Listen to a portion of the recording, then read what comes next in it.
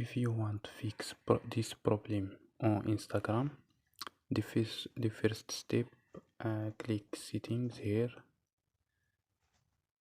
and click apps and notifications. Click apps,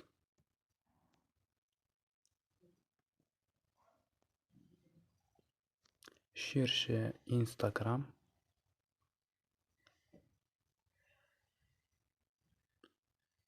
and click storage.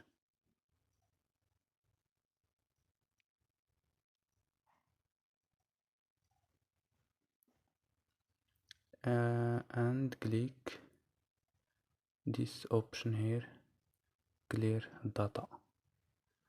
Click OK. So don't forget like and subscribe. Bye.